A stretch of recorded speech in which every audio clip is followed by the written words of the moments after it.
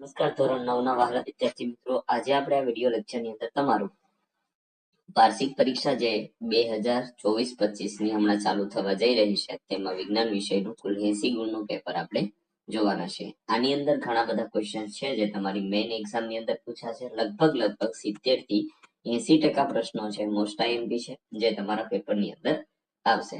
તો જોઈએ મિત્રો, વિભાગ એ માં પહેલો પ્રશ્ન છે, નીચે આપેલા વિકલ્પમાંથી સાચો વિકલ્પ પસંદ કરીને તમારે જવાબ લખવાનો છે. જેમાં પહેલું છે 30°C તાપમાને 1 કપમાં પાણીમાં ખાંડ દ્રાવ્ય કરી તેને ગરમ કરવામાં આવે તો શું થશે? તો ભાઈ અસંતૃપ્ત દ્રાવણ બને. કેવું દ્રાવણ બને? અસંતૃપ્ત. કારણ કે કોઈ પણ પાણીની અંદર માની લો કે 50 ml પાણી લીધેલું છે અને એની અંદર ત્યાં સુધી ખાંડ ઉમેરો જ્યાં સુધી ખાંડ પોતાની મેળાએ ઓગળી જાય, તો એવું જે દ્રાવણ બનશે ને એ સંતૃપ્ત બનશે. પરંતુ આને તમે 5°C કે તેથી વધારે ગરમ કરતા જશો અને પછી ખાંડ ઓગાળતા જશો તો એ કેવું દ્રાવણ બનશે? અસંતૃપ્ત દ્રાવણ બનશે. ત્યાર પછી બીજું છે, તમારે KO ની અંદર પરમાણ્વીયતા KO ની પરમાણ્વીયતા કહેવાની છે પોટેશિયમ ઓક્સાઇડની, તો એમાં આવશે 11. ત્યાર પછી ત્રીજું છે, કોષની અંગિકા ફક્ત વનસ્પતિમાં જોવા મળે છે. કોષની કઈ અંગિકા? તો છે હરિતકણ. કઈ અંગિકા આવશે? હરિતકણ નામની અંગિકા છે એ માત્ર વનસ્પતિની અંદર જોવા મળશે. મિત્રો, આ જે ક્વેશ્ચન છે એમાં આ થોડું ખોટું છે. એમાં આવશે K2Cr2O7.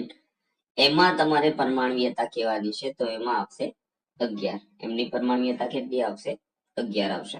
ત્યાર પછી આપણે જોઈ ગયા, કોષની અંગિકા ફક્ત વનસ્પતિમાં જોવા મળે છે, તો એમાં આવશે હરિતકણ. ત્યાર પછી ચોથું છે, જલવાહક પેશીમાં જીવંત ઘટક કયો છે? તો એમાં આવશે જલવાહક મૃદુતક જે છે એ જીવંત ઘટક છે. ત્યાર પછી ઘનાકાર અધિચ્છદનું સ્થાન કયું છે? તો ઘનાકાર જે અધિચ્છદીય પેશી છે એને આપણે ગ્રંથિ અધિચ્છદ પણ કહી શકીએ, કારણ કે એ ગ્રંથિઓનું નિર્માણ કરી શકે માટે તે લાળ ગ્રંથિની નલિકાનું અસ્તર જે હોય એમની અંદર ઘનાકાર અધિચ્છદીય પેશી તમને જોવા મળશે.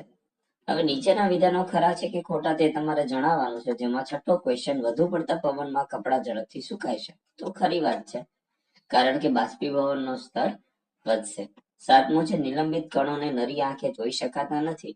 તો ખોટું, કારણ કે નિલંબિત કણો જે છે એ તમે નરી આંખે જોઈ શકો છો. પાણીનું એક બીકર લો અને આ બીકરની અંદર તમે માટી નાખશો તો એક ડોળું પાણી બનશે, પણ માટીના કણો તળતા હોય એવું તમે જોઈ શકો.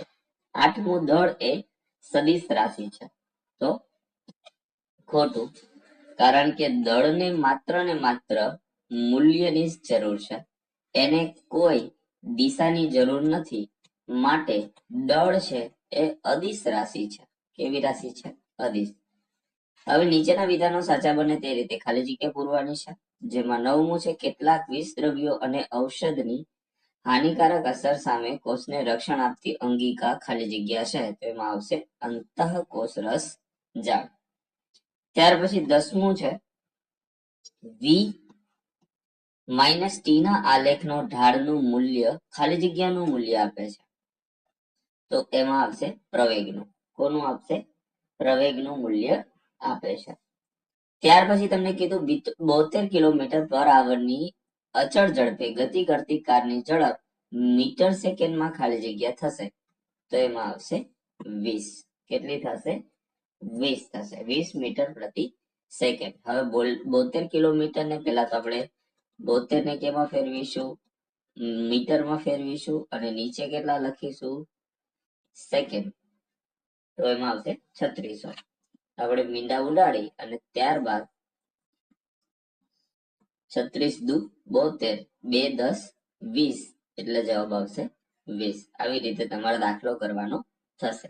12મું છે, ન્યૂટનનો ગતિનો પહેલો નિયમ ખાલી જગ્યાની વ્યાખ્યા આપે છે. તો ન્યૂટનની ગતિનો પહેલો નિયમ જે છે એ બળની વ્યાખ્યા આપે કે કોઈ પણ વસ્તુ જે સ્થિર છે આ સ્થિર વસ્તુને જ્યાં સુધી કોઈ બાહ્ય બળ નહીં લાગે ત્યાં સુધી તે ગતિ કરશે નહીં. અને કોઈ વસ્તુ માની લો કે ગતિમાં છે તો જ્યાં સુધી એને બળ નહીં લાગે ત્યાં સુધી વસ્તુ સ્થિર થશે નહીં. ત્યાર પછી 13મો પ્રશ્ન છે, એક બરાબર કેટલા મીટર? તો એમાં જવાબ આવશે 10⁻10 મીટર. ત્યાર પછી 14મું છે, ગાજર ઘાસ ખાલી જગ્યા છે તો એમાં આવશે નીંદણ. ગાજર ઘાસ જે છે એક પ્રકારનું નીંદણ છે. ત્યાર પછી એક વાક્ય કે શબ્દમાં જવાબ આપવાના છે, જેમાં 15મું એલપીજી અને સીએનજી નું પૂરું નામ. તો એલપીજી નું થશે લિક્વિફાઈડ પેટ્રોલિયમ ગેસ અને સીએનજી નું થશે કમ્પ્રેસ્ડ નેચર ગેસ. 16મું છે, PO4 ની -3 કેટલા પરમાણુઓની હાજરી ધરાવે છે? તો જવાબ આવશે PO4 આયનમાં 1 ફોસ્ફરસ અને 4 ઓક્સિજન એમ કુલ 5 પરમાણુઓ હાજર છે. કારણ કે PO4 એમાં ઓક્સિજનના 4 અને ફોસ્ફરસના કેટલા હશે? 1 હશે. ત્યાર પછી 13મું છે, સોરી 17મું છે, જેમાં Al2O3 જેને આપણે આવી રીતે લખીશું Al2O3. એલ્યુમિનિયમ ઓક્સાઇડમાં એલ્યુમિનિયમની સંયોજકતા કેટલી છે? તો Al2O3 માં એલ્યુમિનિયમની સંયોજકતા 3 છે. કેટલી છે? 3. 18મું છે, કોષમાં પ્રોટીન સંશ્લેષણ ક્યાં થાય છે? તો કોષમાં પ્રોટીન સંશ્લેષણ રિબોઝોમ્સની સપાટી પર થાય છે. જી નો એસઆઈ એકમ કેટલો છે? તો જે જી છે એનો એસઆઈ એકમ છે ન્યૂટન મીટર નો સ્ક્વેર અને કિલોગ્રામની -2 કેટલી થશે? કિલોગ્રામની -2. 20મો ક્વેશ્ચન છે, કઈ પદ્ધતિમાં સોયાબીન મકાઈ ખેતરમાં ચાર એટલે કે હરોળ ચાસમાં ઉગાડાય છે? તો કઈ પદ્ધતિમાં સોયાબીન અને મકાઈ એક સાથે હરોળમાં ઉગાડવામાં આવે? તો આંતરપાક ઉછેર પદ્ધતિ. એમના પછી તમારે જોડકા જોડવાના છે, જેમાં પ્રવેગનો એકમ, તો પ્રવેગનો એકમ આવશે મીટર સેકન્ડની -2 કેટલી ઘાત? -2. ત્યાર પછી વેગમાનનો એકમ, તો વેગમાનના એકમમાં આવશે કિલોગ્રામ ગુણ્યા મીટર સેકન્ડની -2. ત્યાર પછી બળનો એકમ, તો બળના એકમમાં આવશે ન્યૂટનની ગતિનો ત્રીજો નિયમ અને ઘાત અને પ્રત્યાઘાતી બળમાં આવશે ન્યૂટનની ગતિનો ત્રીજો નિયમ અને બળનો જે એકમ છે એમની અંદર આવશે કિલોગ્રામ મીટર સેકન્ડની -1 અથવા તો તમે એને ન્યૂટન પણ કહી શકો. શું કહી શકો? ન્યૂટન. થોડી સ્પ્રિંગ મિસ્ટેક છે દોસ્તો, એટલે થોડી પ્રોબ્લેમ થાય છે. હવે પછી નહીં હોય. તો વિભાગ બી છે, નીચે આપેલા 13માંથી કોઈ પણ 9 પ્રશ્નોના 40 થી 50 શબ્દોમાં વાક્ય મુજબ ઉત્તર લખવાના છે, જેમાં 22મો છે, નીચે આપેલા તાપમાને પાણીની ભૌતિક અવસ્થા કઈ હશે? તો 25°C પાણી હશે. 100 પણ પાણી હશે અને 0°C બરફ હશે. અહીંયા પાણી અને વરાળ બંને હશે. ઓકે, ચાલો. ડાલ્ટનના પરમાણ્વીય સિદ્ધાંતની કઈ અભિધારણા નિશ્ચિત પ્રમાણના નિયમની સમજૂતી આપે છે? એમાં જવાબ આવશે કોઈ પણ સંયોજનમાં પરમાણુઓની સાપેક્ષ સંખ્યા અને પ્રકાર નિશ્ચિત હોય છે. આ અભિધારણા નિશ્ચિત પ્રમાણના નિયમની સમજૂતી આપે છે. 24મું છે, રાસાયણિક સૂત્ર લખો મેગ્નેશિયમ હાઇડ્રોક્સાઇડ. તો મેગ્નેશિયમ હાઇડ્રોક્સાઇડ નું આપણે રાસાયણિક સૂત્ર લખીએ તો મિત્રો એનું થશે MgOH ટ્વાઇસ. શું થશે? MgOH twice. ત્યાર પછી 25મું છે, જે થોમ્સનના પરમાણુના નમૂનાની મર્યાદાઓ જણાવો. તો જવાબ આવશે થોમ્સને પરમાણુય નમૂનામાં ધન અને ઋણ વીજભાર ની ગોઠવણી સાચી દર્શાવી ન હતી.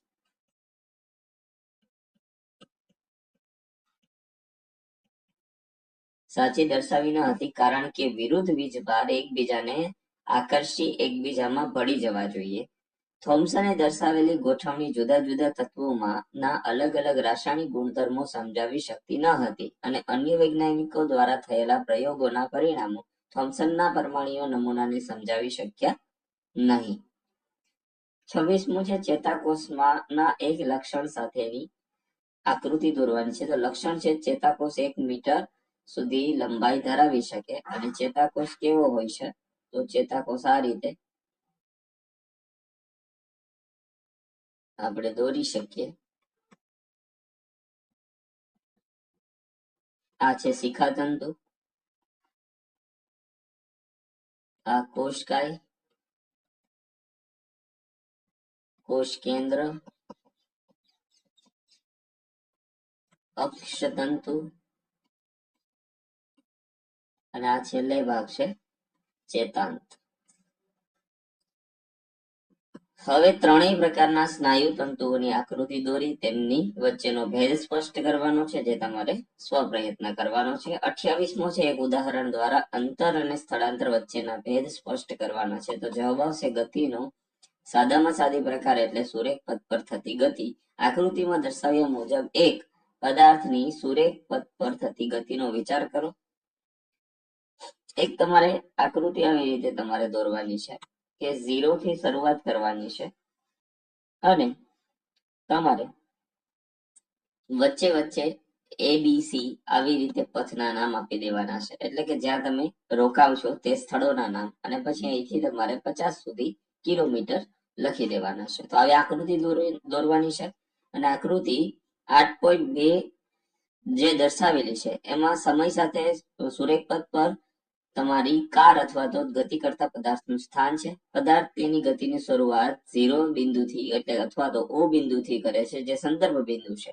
C, B અને A એ પદાર્થના જુદા જુદા સમયે સ્થાન દર્શાવે છે. સર્વપ્રથમ પદાર્થ તેની A પર અને પછી B થી C પર સુરેખ પથ પર ગતિ કરીને પહોંચે છે. આ વખતે 60 કિલોમીટર, 0 થી 60 કિલોમીટર અને 35 કિલોમીટર, 60 કિલોમીટર થી 25 કિલોમીટર એમ બે OA પ્લસ AB બરાબર 60 વત્તા 35 બરાબર 95 કિલોમીટરનું અંતર કાપે છે, જેને પથ લંબાઈ પણ કહી શકાય. અંતરને દર્શાવવા માત્ર સંખ્યાત્મક મૂલ્ય ધ્યાનમાં લેવામાં આવે છે, દિશા લેવામાં આવતી નથી. ભૌતિક રાશિના સંખ્યાત્મક મૂલ્યને તેનું માન કહેવામાં આવે છે. હવે પદાર્થના પ્રારંભિક સ્થાન થી અને અંતિમ સ્થાન C વચ્ચેના અંતરને પદાર્થના સ્થળાંતરનું મૂલ્ય કહેવામાં આવે, જે અત્રે 25 કિલોમીટર જેટલું છે. આમ આ ઉદાહરણ આપેલ સમયગાળામાં પદાર્થે કાપેલું અંતર 95 છે અને એને કરેલું સ્થળાંતર 25 કિલોમીટર છે, જે સમાન નથી. હવે 29મો ક્વેશ્ચન છે એક એથ્લેટ 200 મીટર વ્યાસ ધરાવતા વર્તુળાકાર પથ પર એક ચક્કર 40 સેકન્ડમાં પૂરું કરે છે અને 2 મિનિટ 20 સેકન્ડ બાદ તેણે કેટલું અંતર કાપેલ હશે તથા તેનું સ્થળાંતર કેટલું હશે? તો આ મિત્રો તમારે દાખલો સ્વપ્રયત્નથી ગણવાનો છે. 30મું વૈજ્ઞાનિક કારણ આપો. લાંબો કૂદકો મારનાર કૂદકો મારતા પહેલા થોડું અંતર દોડીને આવે છે. તો જવાબ આવશે કૂદકો મારનાર વ્યક્તિ કૂદકો મારતી વખતે પગ વડે જમીનને પાછળ ધકેલવાનો પ્રયત્ન કરે છે, એટલે કે જમીન પર આઘાત ઉત્પન્ન કરે છે અને પ્રત્યાઘાતી વેગ મેળવે છે. દોડીને કૂદકો લગાવનાર વ્યક્તિને પોતાના વેગને લીધે પ્રત્યાઘાતી વેગ ઉપરાંત વધારાનું વેગમાન મળે છે. પરિણામે તે વધારે લાંબો કૂદકો મારી શકે છે. ટૂંકનોંધ લખો વેગમાન. તો જવાબ આવશે વેગમાન પદાર્થના દળ અને તેના વેગના ગુણનફળને પદાર્થનું વેગમાન કહેવાય છે. વેગમાન બરાબર દળ ગુણ્યા વેગ, P બરાબર m ગુણ્યા v, જ્યાં P પદાર્થનું વેગમાન તથા m જે છે તે પદાર્થનું દળ અને v જે છે તે પદાર્થનો વેગ છે. વેગમાનનું SI એકમ કિલોગ્રામ મીટર પ્રતિ સેકન્ડ છે અને CGS એકમ છે ગ્રામ પ્રતિ સેન્ટીમીટર સેકન્ડ. વેગમાન સદિશ રાશિ છે અને તેની દિશા એ વેગની દિશામાં હોય છે. 32મો ક્વેશ્ચન છે 10 કિલોગ્રામ દળનો પદાર્થ ટેબલ પર A બિંદુ પર રાખેલો છે, તેને B બિંદુ સુધી લઈ જવામાં આવે છે. જો A અને B ને જોડતી રેખા સમક્ષિતિજ હોય તો પદાર્થ પર ગુરુત્વ બળ દ્વારા થતું કાર્ય કેટલું હશે? તમારો ઉત્તર જણાવો. તો જ્યાં જવાબ આવશે અહીં પદાર્થનું સ્થળાંતર એબી સમક્ષિતિજ દિશામાં છે. ગતિ દરમિયાન તેની ઊંચાઈમાં કોઈ જ ફેરફાર થતો નથી.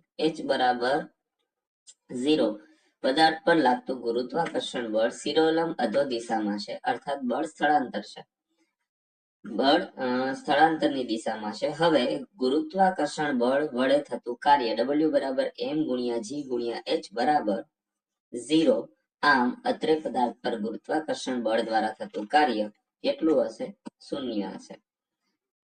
33મું છે અનુરણન શું છે, તેને કેવી રીતે ઘટાડી શકાય? તો જોઈએ મિત્રો, અનુરણન જે છે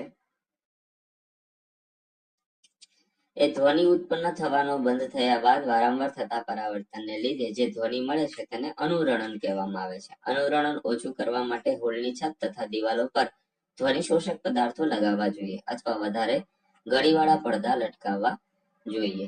34મું છે નીચે આપેલા વિધાનનું વિવેચન કરો. એ રસપ્રદ છે કે ભારતમાં મરઘા ઓછા રેશાના ખાદ્ય પદાર્થને ઊંચી પોષકતા વાળા પ્રોટીન આહારમાં પરિવર્તન કરવા માટે સૌથી વધારે સક્ષમ છે, જે માનવ ખાદ્ય પદાર્થ તરીકે અયોગ્ય છે. તો જોઈએ મિત્રો, તો મરઘા પાલનનો પાયાનો ઉદ્દેશ્ય ઈંડા તેમજ મરઘાના માંસનું ઉત્પાદન કરવાનો છે. ખેત ઉત્પાદનની આડપેદાશ તરીકે પ્રાપ્ત થતા સસ્તા રેશામય આહાર ખાદ્ય પદાર્થ તરીકે મરઘા પાસે યોગ્ય છે, પરંતુ મનુષ્ય માટે અયોગ્ય છે. આ ઓછા રેશામય આહારનો ઉપયોગ કરી મરઘા ઊંચી ગુણવત્તા ધરાવતું માંસ તેમજ ઈંડા સાથે પીછા અને પોષક દ્રવ્યો યુક્ત ખાતર ઉત્પન્ન કરે છે. આમ ઓછા રેસાવાળા ખાદ્ય પદાર્થ માનવ માટે અયોગ્ય છે, તેને ઊંચી પોષકતા વાળા પ્રોટીન આહાર તરીકે ઈંડામાં પરિવર્તન કરવા માટે મરઘા સૌથી વધારે સક્ષમ છે. ત્યાર પછી વિભાગ સી છે મિત્રો. હવે અહીંથી આપણે ધીમે ધીમે સ્ક્રોલ કરતા જઈએ છીએ, જે તમારે જોતું જવાનું છે.